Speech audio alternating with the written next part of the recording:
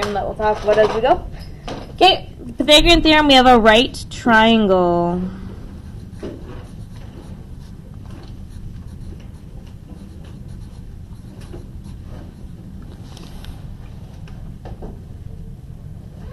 Okay, remember a right triangle is a triangle with what? What makes a right triangle a right triangle? 90 degrees. 90 degrees. How many 90-degree angles does it have? One. Beautiful. Triangle with one 90-degree angle. Or with a 90-degree angle.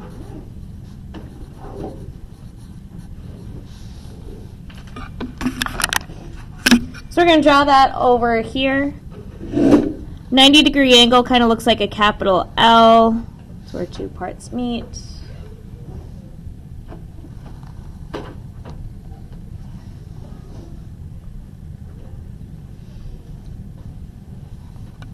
Okay, and to show to our readers that that is a 90-degree angle, what symbol do we use? How do I draw that on my diagram that that's 90 degrees? Yeah, we use that little like box thing. Okay, so there's my 90-degree angle there.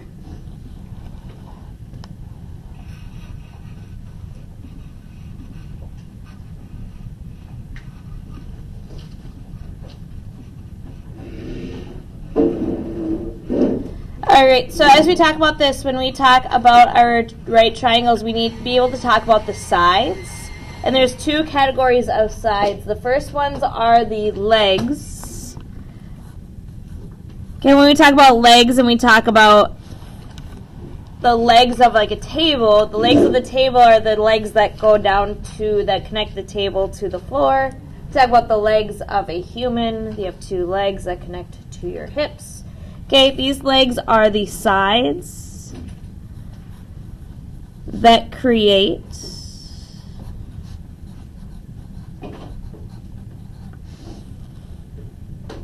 the 90-degree angle.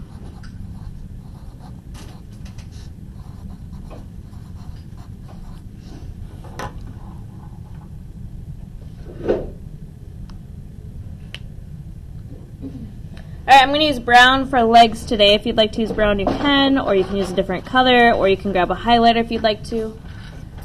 So our legs here are where that 90-degree angle comes together. So here is one leg here on one side of the 90 degree. And then our other leg is on the other side of that 90 degree where they come together.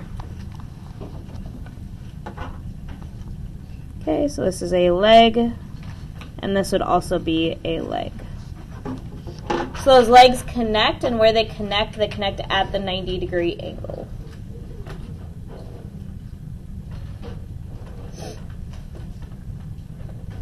Which brings us to our other side. We have a third side. This one is called a hypotenuse. Hypotenuse.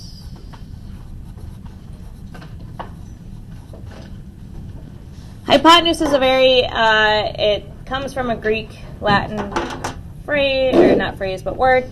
Triangles are very Greek. They're Grecian because the Greeks were really obsessed with perfection. Those of you that study art history, you know that the Greeks, everything that they drew, it was like the perfect form. They really were obsessed with that perfection. And to them, triangles were perfection because you could break every shape down into separate, smaller triangles. Okay, so a hypotenuse, it's a weird word, it's Latin, okay, it has Latin roots. But a hypotenuse is the side across from the 90-degree angle.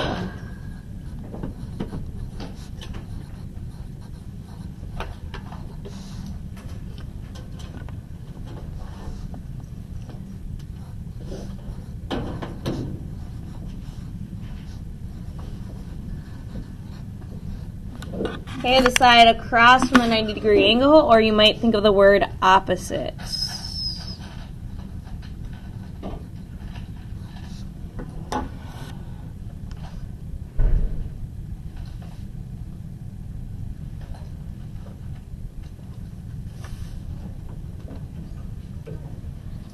Alright, so our hypotenuse here is if I look at this 90-degree angle, I want to not be touching it. I want to go across from it or opposite.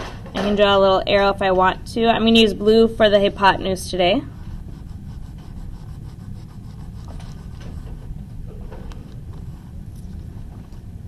And that would be our hypotenuse.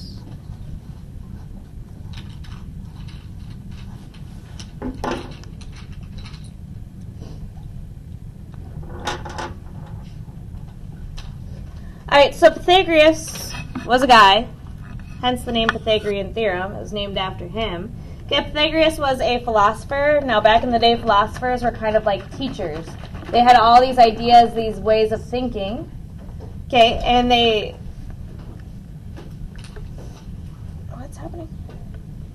Sorry, I'm distracted. I need a spoon. Oh, okay, sounds good.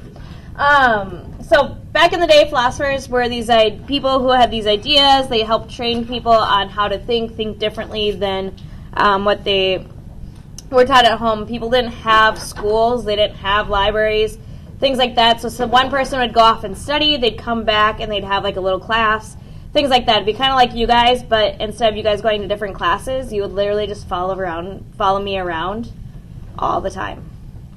And we would just have like casual academic conversations as we were doing it. Okay, so Pythagoras was this guy who had this thing. Now, the T is that Pythagoras didn't actually come up with the Pythagorean theorem. One of his students did. And then Pythagoras was like, dang, that's smart. I'm going to start teaching that. And then because Pythagoras started teaching it, it got named after him. But he wasn't the one that made it. Mind blown? So much drama. You guys don't care. It's okay. It's exciting. Okay, so that brings us to the Pythagorean theorem.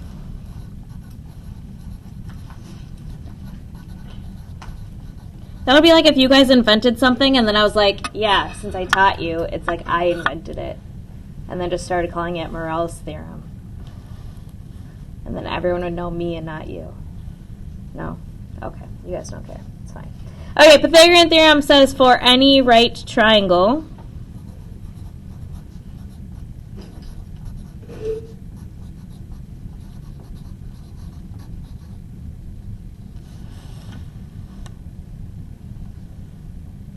we know that it is a squared plus b squared equals c squared.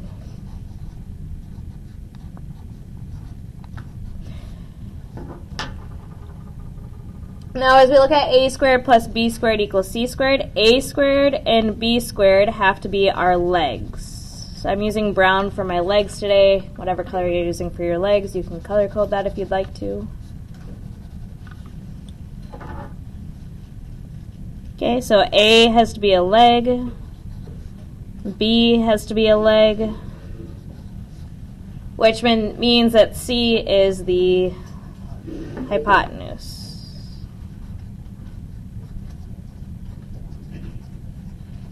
Now, the legs don't matter which leg it is. It doesn't matter if it's the left leg or the right leg or the first leg or the second leg. The legs can go in any order when we add. Remember that can change back and forth when you add. 1 plus 2 is the same as 2 plus 1. Okay, but what matters is that this has to be our hypotenuse, the C. That part is really, really important.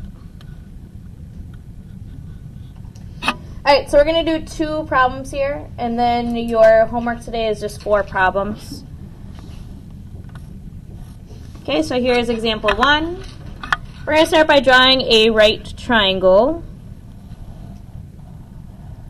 We're going to do it kind of to the left this time.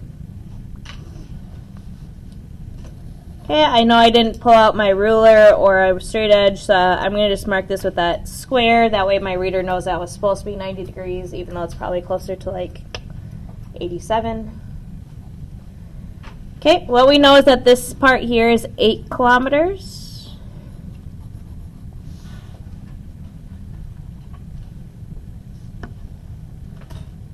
This part down here is going to be 15 kilometers. And then this is our x.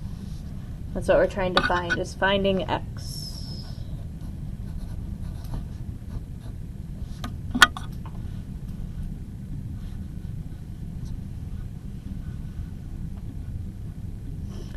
All right, so first thing we're going to do is we think we have a right triangle here, so we're going to use our a squared plus b squared equals c squared.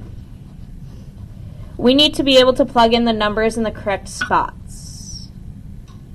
Okay, the only spot that really for sure matters is that C. C has to be the hypotenuse. So the first thing I'm going to do is identify which part is my hypotenuse. Is it 8, 15, or x? Good, it's this x. It's across from the 90. So that's my hypotenuse. So I'm going to put x squared in for that c.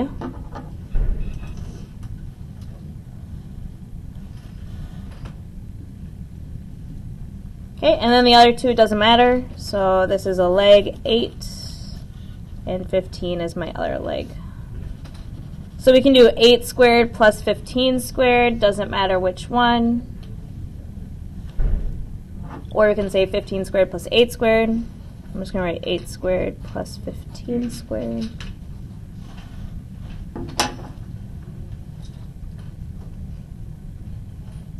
All right, now we can show some of this work. So 8 squared would be 8 times 8, which is 64. Anyone know 15 times 15? My 8th grade math teacher, Miss Jack, made us memorize it, otherwise she wouldn't pass us. 15 squared, we had to learn the first 15, is 225.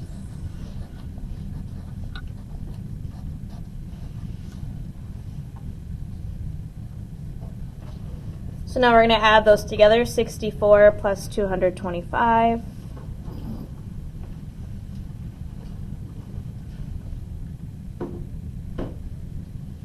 Is 289.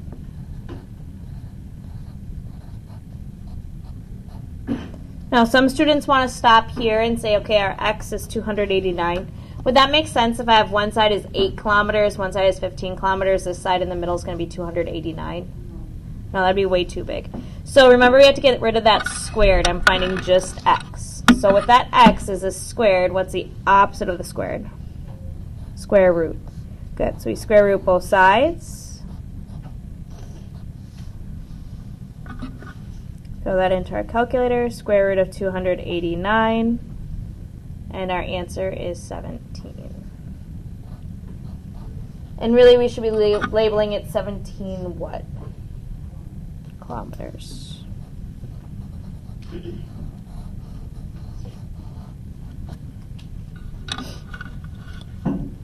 Today in your practice you do get whole numbers, but you don't necessarily always get whole numbers. Sometimes we are going to get decimals. When we get decimals in this chapter, I believe most of the time we are rounding to the nearest hundredth, 2 decimal places. All right, number 2. This one we're going to try and create that 90 degree at the top.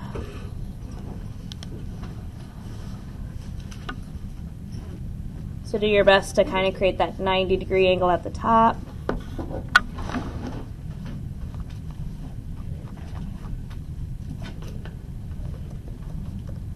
Okay, so we have 90 degrees. Again, I know that's not perfect, so I like to put in that little box that tells my reader, even though it wasn't perfect, it's supposed to be perfect. One second, Mohammed.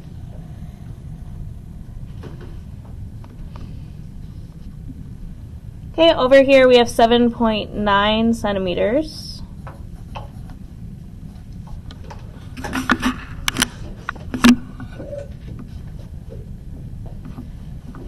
Over here we're going to have our x.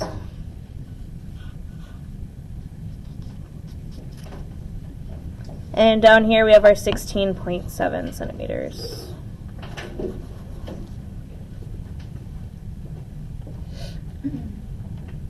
So again, our goal or our direction words are to find x.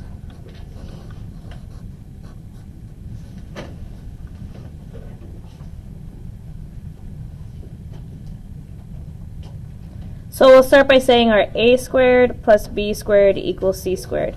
Now, I personally, when I do this, I really only think about that C is the most important, because C is the one that has to be different than A and B. A and B are the legs. What do we call C again? Starts with an H.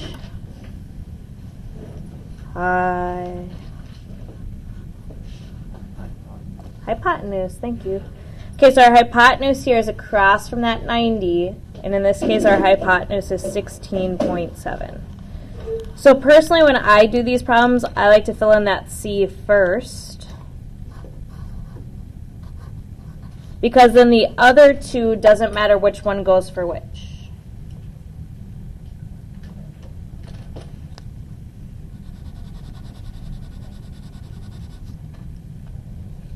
Okay, so we could write either x squared plus 7.9 squared, or you can write 7.9 squared plus x squared. Doesn't matter. Okay, so let's do x squared, just because, I don't know, that's the way my brain works, plus 7.9 squared. Okay, if you want to, you can color code that. Now this time I have to solve for x, so I have to get x by itself.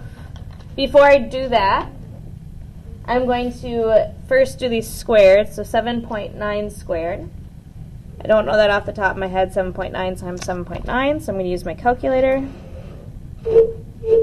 And you can either type in 7.9 times 7.9, or you can use the squared button. And we get 62.41. So x squared plus 62.41 equals, now we need 16.7 squared. We get 278.89. Remember, today we're rounding to the nearest hundredth, so if there's a hundredth here, we want to keep it. We don't want to round yet. Usually we don't want to round into the very, very end. So if we can keep things as decimals for as long as we can, as accurate as we can. All right, now my goal is to get x by itself. So do I undo the squared first, or do I undo the adding first? We'd undo the adding first. Good. So we'd subtract 62.41. And if we do it on one side, do it to the other.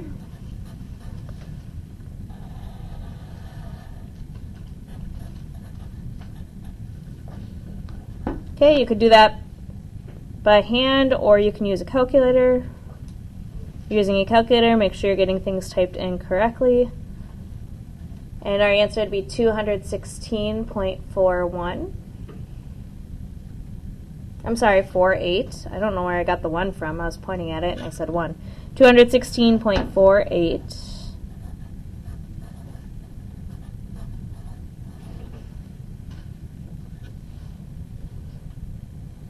Okay, and then our last step to get x by itself is to square root.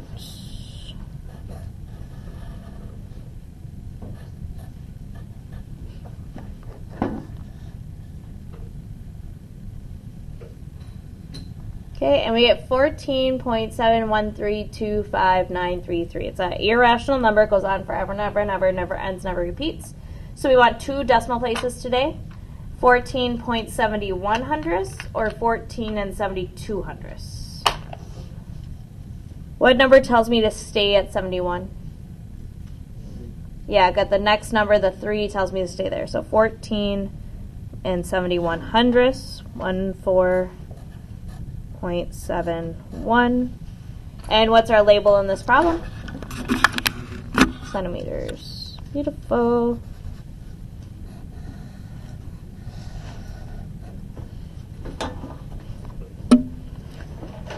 All right, that is it for the notes today. The practice is pretty short. Everyone who starts the practice today